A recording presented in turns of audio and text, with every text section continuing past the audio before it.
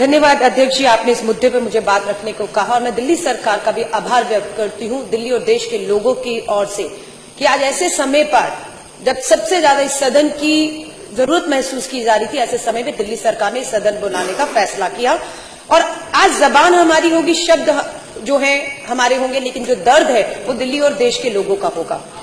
अध्यक्ष जी, 25 जून 1975 को देश में पहली बार इमरजेंसी लगी थी। मैं उस समय पैदा भी नहीं हुई थी, लेकिन मुझे यकीन है कि आप उस समय राजनीति में सक्रिय थे। आपने उस तरह की इमरजेंसी जब पूरे देश में लगी थी, वो एक राजनीतिक अराजकता का माहौल था। लेकिन ऊपर जरा बातचीत कैसे हो रही है? कह रही थी 25 जून 1975 को जब देश में इमरजेंसी लगी थी, मैं पैदा भी नहीं हुई थी, लेकिन आपने उस इमरजेंसी को अपने आंखों से देखा, महसूस किया होगा।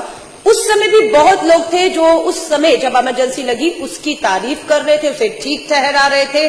और बहुत से लोगों जो ठीक ठहरा रहे थे, मुझे लग रहा है आज उसी तरह बहुत से हमारे खिलाड़ी हैं, बहुत से हमारे राजनेता हैं। मुझे लगता है कहीं ना कहीं दबाव या बंदूक रख के उनसे ये हालात जो देख रहे हैं उसे नजरअंदाज करते हुए सरकार के इस कदम की जो तारीफ करवाई जा रही है। यही उस समय पहले भी हुआ था। पूरा देश में अराजकता का माहौल उस समय राजनीतिक था, इस समय राजनीति के साथ आर्थिक भी है। अध्यक्ष जी, मैं और मनीष सिसोदिया जी शनिवार को चांदनी चौक बाजार में, खारी बावली में, कश्मीरी गेट में एक छोटे से छोटे व्यापारी को मिले। हमने वहां देखा बाजार पूरी तरीके से अध्यक्ष जी बंद पड़े हुए हैं। व्यापारियों ने बताया जो छोटा व्यापारी भी चांदनी चौक जैसी जगह पर 10-12 हजार रुपए कमा लेता था, उसकी सेल 400-500 पर आकर रुक गई है। उसके पास घर में जाकर बच्चों को खिलाने के लिए पैसे तक, रोटी तक के नहीं है। लंबी लंबी लाइनें लगी हुई हैं। अध्यक्ष जी, मैं एक चीज के ऊपर ध्यान दिलवाना चाहती हूँ, 2-3 चीजें हैं। नरेंद्र मोदी जी देश के प्रधानमंत्री ने 8 तारीख की रात को 8:17 के ऊपर सारे टीवी चैनल पे लाइव आए और हमें लगा कि पता नहीं क्या हो गया। पहला शब्द था काले धन से लड़ना चाहते। पूरे देश में खुशी थी। मुझे भी वो शब्द सुनकर बहुत खुशी महसूस हुई कि प्रधानमंत्री 2.5 साल बाद शायद अपना कमिटमेंट पूरा करने जा रहे हैं और ये बिल्कुल देश काले धन से लड़ना चाहता है। लेकिन जैसे जैसे उन्होंने अपनी बात को आगे बढ़ाया तो हमारे पांव के नीचे से जमीन हट गई, क्योंकि हम जमीन के लोग हैं। हमें मालूम था कि ये जो फरमान जारी किया जा रहा है उसके बाद देश और दिल्ली के अंदर हालात क्या होने वाले हैं।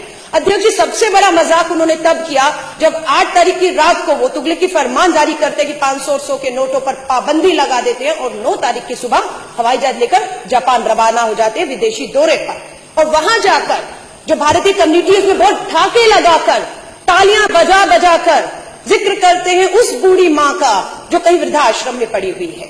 ये कहते हैं मेरी बात हुई एक मां से, जो पता नहीं कब बात होगी, बड़ी हैरानी की बात, और कौन से आश्रम की कौन सी मां से प्रधानमंत्री जी की बात हुई। जुमले गढ़ना इनसे सीखिए कोई। उन्होंने कहा वहां पर जापान की हमारी इंडियन कम्युनिटी के सामने कि मुझे एक मां ने बहुत आशीर्वाद दिया। उन्होंने कहा कि मेरे बेटा बहू मुझे वृद्धा आश्रम में छोड़ गए थे, लेकिन अब मुझे उनको मेरी याद आ रही है और मेरे बैंक में 2.5 लाख रुपया जमा हो गया है। वो माँ कहाँ है, कौन सा आश्रम है, कब बात हो गई प्रधानमंत्री जी से जिसका जिक्र वो जापान में जाकर कर रहे थे, ठाके लगा रहे थे। अध्यक्ष जी, वो माँ मुझे मिल गई है, मैं बताना चाहती हूँ।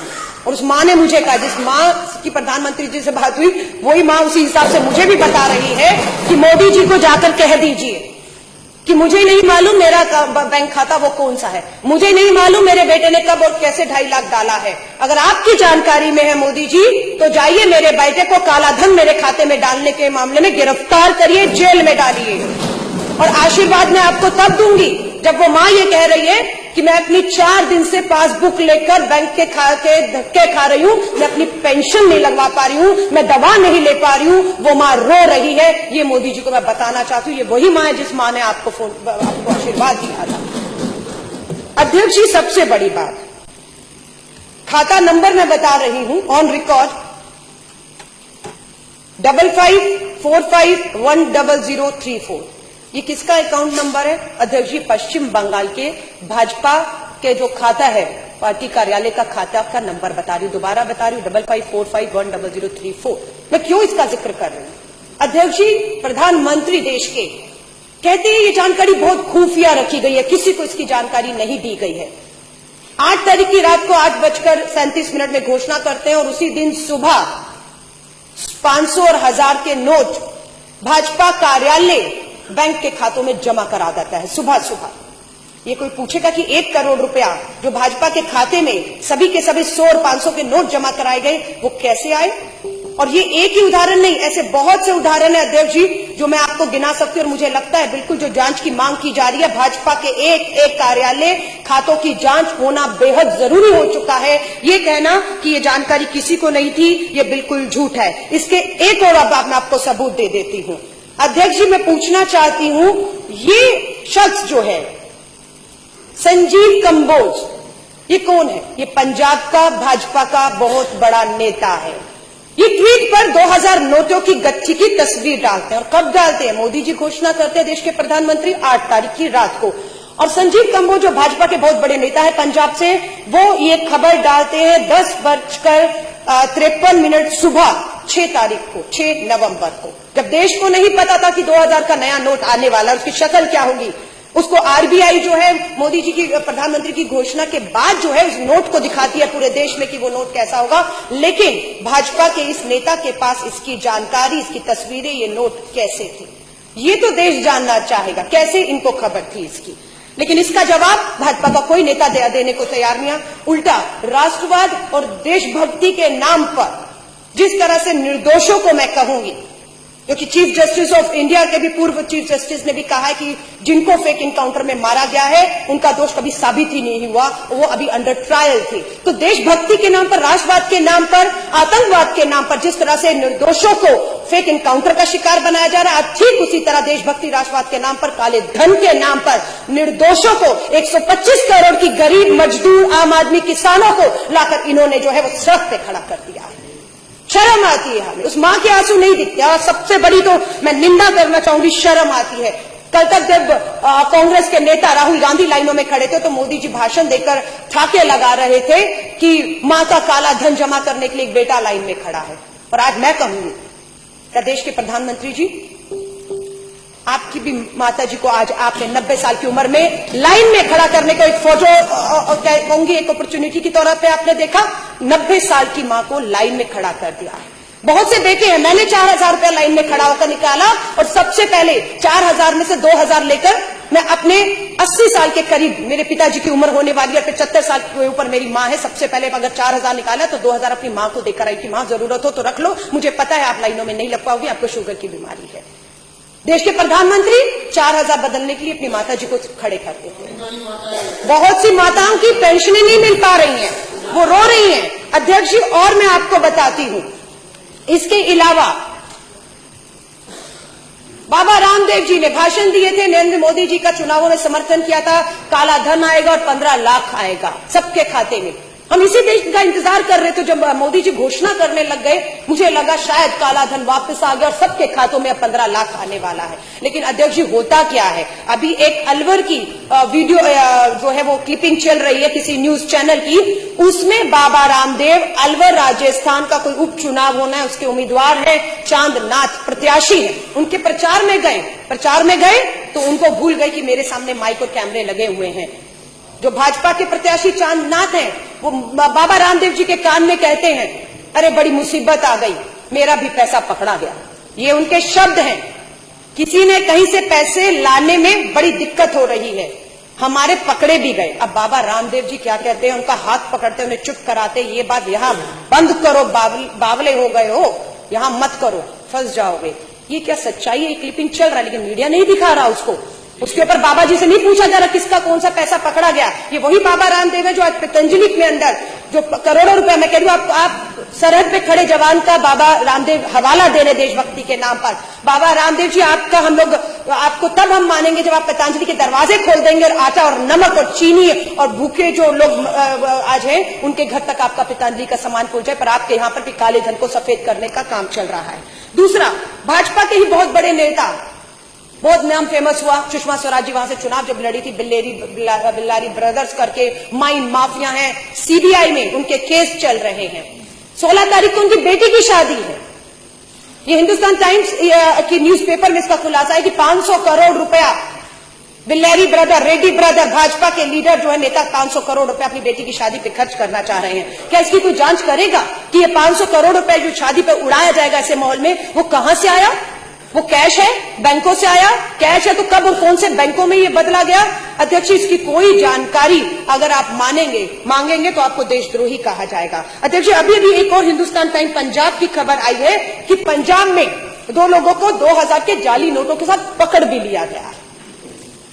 मैं चांदनी चौक से आती हूं, हमारे यहां पर बहुत प्रचलन है, सुनने में आता है कि हवाला कारोबार होता है, और आज तक और बहुत से चैनलों ने स्टिंग ऑपरेशन भी की।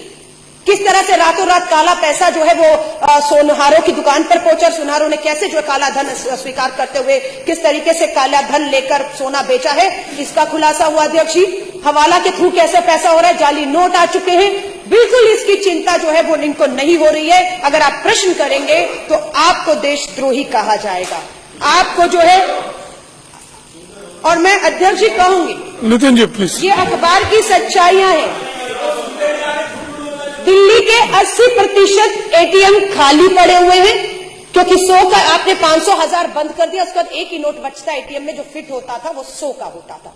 और 100 की जो हकीकत है इस देश में, ये मैं नहीं कह रही, ये आंकड़े हैं, ये मेरे हाथ में इंडिया टुडे का न्यूज़पेपर है। इंडिया टुडे का न्यूज़पेपर ये बता रहा है कि देश में तो कुल करेंसी का जो 500 के नोट थे उसका 47% जो है वो हिस्सा था, और जो 1000 के नोट थे उसका लगभग 37%। आप मानिए लगभग 80% जो करेंसी थी वो 500 और 1000 के नोट की थी। 80-85 बाकी जितना भी रह गया, कुछ प्रतिशत 100 के नोट से ये देश ये सोच रहे हैं कुछ यूं चल जाएगा। ये हकीकत है। पहले प्रधानमंत्री जी ने कहा मुझे 2 हफ्ते दे दीजिए, जापान में ठाके मार के हंसे, यहां पर आकर रोना शुरू कर दिया, और अब 50 दिन मांग रहे हैं। और अर्थशास्त्री कह रहे हैं कि 6 महीने तक ये व्यवस्था जो है वो सुधरने वाली नहीं है। अराजकता का माहौल सब जगह है। अगर दिल्ली के मुख्यमंत्री उन्हें चेतावनी भी देते हैं कि संभल जाइए, इस देश के हालात बहुत बदतर होने वाले हैं, लेकिन वो कहते हैं कि आप हमें धमका रहे हैं, आप हमें धमका रहे हैं। आज श्रेय लेना चाह रहे हैं कि कश्मीर में अगर स्टोन पेल्टिंग, अध्यक्ष जी, अगर बंद हो गया तो 500 के नोट बंद करने से हुआ है। तो मैं ये भी बता दूं, इस 500 के नोट के साथ स्टोन पेल्टिंग अगर पथराव वहां बंद हो चुका है, लेकिन खतरा पूरे देश में इसका पैदा हो चुका है। उसके उदाहरण है कि बहुत जगह लूटमार शुरू हो गई, काले बाजारी शुरू हो गई है, नमक तक को लेकर खारी बावली की दुकान को लूटा गया है। इन सब के लिए सरकार बिल्कुल भी तैयार नहीं है। 25,000 रुपए में कैसी होगी बेटी की शादी? इनका दर्द सुनने वाला कोई है? कौन नहीं चाहता? अध्यक्ष जी, एक मां मुझे मिली जिसका मैंने फेसबुक पे वीडियो भी डाला है, 10 लाख लोगों ने उसको शेयर किया है। वो मां ये कह रही है कि मैंने 50,000 रुपया 8 तारीख की सुबह अपनी बेटी की शादी के लिए उधार लिया था। वो 50,000 अब कागज रद्दी हो चुका है, कर्ज सिर पे खड़ा है जिससे लिया है। वो कहता है मुझे ये नोट वापस चाहिए। मैंने जब दिए थे तब ये चलते थे, अब मैं जो लूंगा वो लूंगा जो आज चलते हैं। वो मां आज सड़कों पर खड़ी है, रो रही है कि बेटी की बारात रास्ते से वापस लौट रही है। इसी तरह बहुत उदाहरण है। All is not well at Azadpur Mandi, फल फूल सब्जियां सड़ रही हैं, करोड़ों का नुकसान इस देश की अर्थव्यवस्था को लग रहा है। लोग बेरोजगार हो रहे हैं, जिनके पास 100 लोग काम करने वाले थे, सैलरी ना देने की वजह से उनको पता है कि 6 महीने तक अर्थव्यवस्था नहीं सुधरेगी, उन्होंने उसको नौकरियों से बेदखल करके बेरोजगारी भी एक बड़ा कारण बनना पड़ा। नोट बदलने में नाकाम युवती ने फांसी लगा दी। इतनी निराशा, हताशा आज आ चुकी है कि ये हाल हो चुका है। अलका जी कंक्लूड करें प्लीज, कंक्लूड करिए। यही कहूंगी, इसकी इतनी गंभीरता को विपक्ष हल्के में मत ले। मैं आपसे कहूंगी, हालात, हम जमीन से जुड़े हुए नेता, हमारे नेता आजादपुर मंडी से लेकर मनीष सिसोदिया जी पूरा चांदनी चौक घूमे, जमीन की हकीकत को जानते हैं। जिस जमीन की हकीकत से देश के प्रधानमंत्री कोसों दूर हैं, अगर वो जमीन की हकीकत से वाकिफ होते तो पश्चिम बंगाल, बिहार, दिल्ली में उनका ये हाल नहीं होता। आज भी मैं कहूंगी समय है, संभल जाए अध्यक्ष जी। जय हिंद, जय।